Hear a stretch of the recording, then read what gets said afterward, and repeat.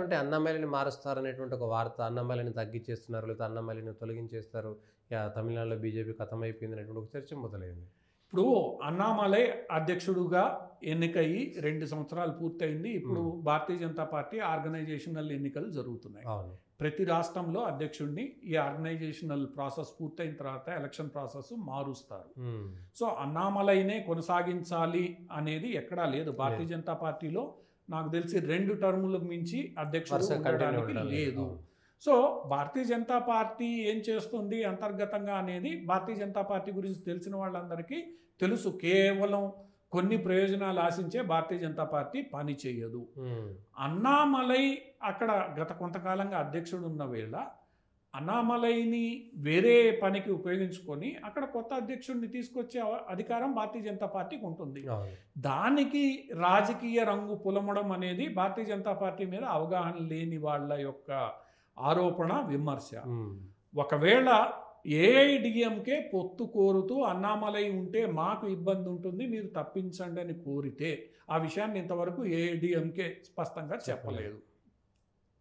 అన్నామలై కూడా నాకు పార్టీ ఏది చెప్తే అది చేస్తామని చెప్తోంది. ఒకవేళ ఏఐడిఎంకే కోరిక మీదనే అన్నామలైని తప్పించారు అనంటే అది కొంత భారతీయ జనతా పార్టీకి ఏమైనా ఇబ్బంది కలిగించవచ్చేమో. బండి సంజయ్ వ్యవహారంలో ఏం జరిగింది తెలంగాణలో దాన్ని ఉదాహరణగా చూపిస్తూ రాజకీయ విశ్లేషకులు అన్నామలైని తీసేయడం వల్ల కొంత సెట్ బ్యాక్ ఉండొచ్చు అని చెప్తున్నారు. కానీ అలా ఉండకపోవచ్చు కూడా. ఎందుకంటే అన్నామలై లేకుండా తమిళనాడు ఎలక్షన్లు జరగవు. ఈరోజు అన్నామలై ఎవరు చెప్పినా చెప్పకపోయినా కూడా ఒక నిబద్ధతతో తమిళ ప్రజల్లో తన యొక్క గుర్తింపుని సాధించుకున్నాడు. అది ఏఐడిఎంకే బ్రాండ్ అయితే క్రియేట్ చేశాడు. ఏఐడిఎంకే కూడా తెలుసు. సో అందరూ కలిసి పనిచేస్తేనే డిఎంకేని మనం ఓడించగలం అనే విషయం కూడా తెలుసు. సో దీంట్లో చర్చలు ఏం జరుగుతున్నాయి, వాస్తవాలు ఏమిటి, రేపు ఏం జరుగుతుంది అన్నది మనం వేచి చూడాలి. అన్నామలై ప్రస్తుతానికి ఈ ఆర్గనైజేషనల్ ఎలక్షన్ ప్రాసెస్ పూర్తయిన తర్వాత తప్పుకుంటానని ఆయన చెప్పాడు. ఆ ప్రాసెస్లో ఎవరు ఎన్నికవుతారు, ఎవరిని నియమిస్తారు అనేది భారతీయ జనతా పార్టీ జాతీయ స్థాయి నుంచి కింద వరకు చర్చల ద్వారా జరుగుతుంది.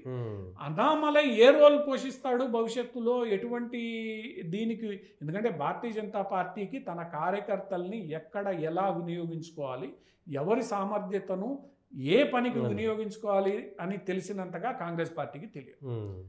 భారతీయ జనతా పార్టీకి స్పష్టంగా తెలుసు. ఇప్పుడు ఫడ్నవీస్ని పక్కన కూర్చోబెట్టి ఏక్నాథ్ షిండేని ముఖ్యమంత్రి చేసినప్పుడు ఇవే ఆరోపణలు చేశారు.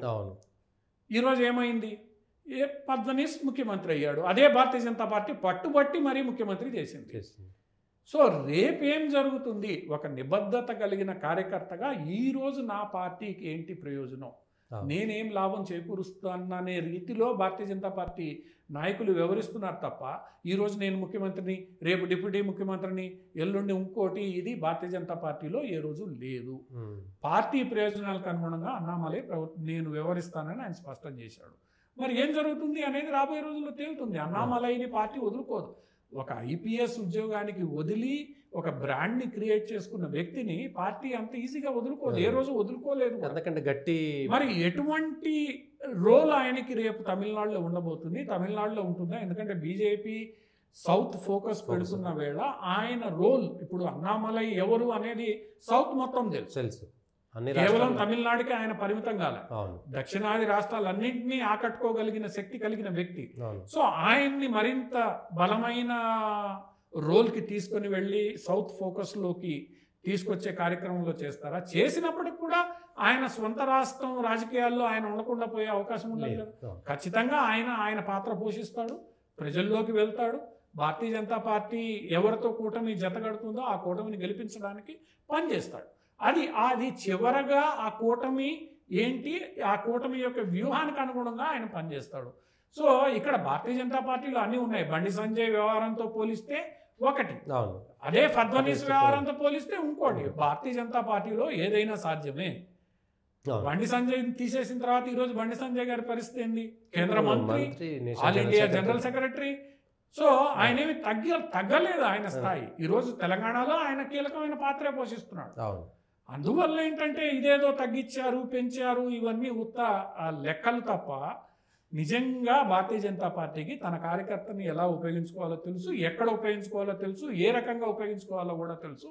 అది చాలా సందర్భాల్లో బయటపడింది. అలా పార్టీ నిర్దేశించిన ప్రకారం ఫలితాలని అందించిన వాళ్ళు వీళ్ళందరూ కూడా ఆ ఫలితాల్ని భారతీయ జనతా పార్టీ సాధిస్తుంది. అన్నామలైకి ప్రాముఖ్యత ఏమీ తగ్గదు. నిబద్ధత కలిగిన కార్యకర్తను ఏ రోజు భారతీయ జనతా పార్టీ కోల్పోలేదు, పక్కన పెట్టలేదు, అవమానించను కూడా లేదు.